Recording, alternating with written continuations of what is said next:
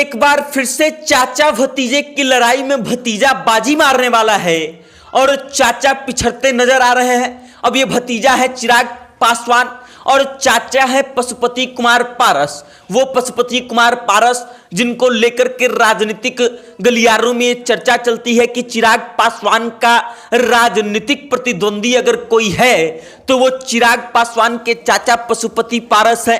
और इस चाचा भतीजे की लड़ाई में, चिराग पासवान और पशुपति पारस की लड़ाई में एक बार फिर से ऐसा नजारा देखने को मिल रहा है कि चिराग पासवान भारी पड़ रहे हैं और चाचा पशुपति पारस हार रहे हैं। अब ये लड़ाई कहां की है और पूरा माजरा क्या है, इसके पीछे की पूरी कहानी क्या है, इन सभी मुद्दों पर विस्तार से बातचीत करेंगे और आपको बताएंगे। लेकिन उससे पहले आप हमारा परिचय जान लीजिए। नमस्कार, मेरा नाम वेद प्रकाश है। आप सत्ता से जनता तक देखना शुरू कर चुके हैं और कैमरे के पीछे हैं सुशील कुमार पांडे। और अब समझिए इस पूरी कहानी को। याद कीजिए, लोकसभा चुनाव का रिजल्ट आता है और उसके तुरंत बाद जनता दल यूनाइटेड के एक नेता हैं जो बिहार सरकार में आवास विभाग के मंत्री हैं और वो चिराग पासवान की पार्टी को एक कार्यालय आवंटित करते हैं। ये कार्यालय वही कार्यालय था जो लोजपा का कार्यालय हुआ करता था और बाद में राष्ट्रीय लोक जनशक्ति पार्टी मतलब पशुपति पारस के गुट को मिल गया था और चिराग पासवान को अपना कार्यालय अपने आवास पर शिफ्ट करना पड़ा था। और वही कार्यालय जो है पशुपति पारस से छीन करके चिराग पासवान को आवंटित कर दिया जाता है।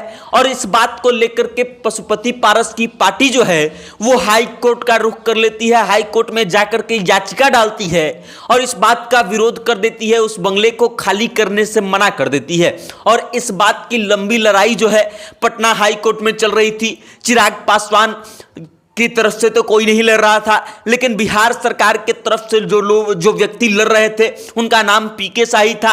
और दूसरी तरफ से पशुपति पारस के गुट के जो वकील थे उनकी दलीलों को आखिर पीके शाही ने परास्त कर दिया।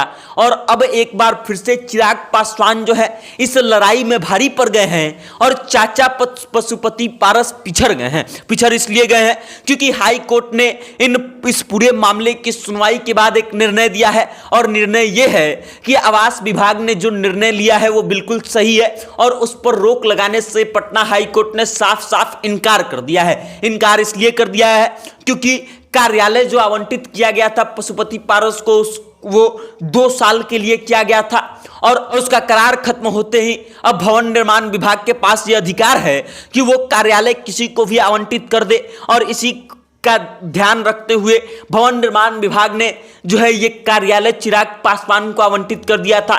चिराग पासवान का अब तक इस पर कोई वक्तव्य नहीं आया है। जब से ये पूरा माजरा चल रहा है, जब से ये पूरी कहानी चल रहा है, चिराग पासवान के तरफ से इस पर कोई टीका टिप्पणी अभी तक नहीं हुई है। लेकिन अब चिराग पासवान का गुट एक बार फिर से विजयी हो चुका है और चिराग पासवान के तरफ से इस बार भी जीत हासिल कर ली गई है।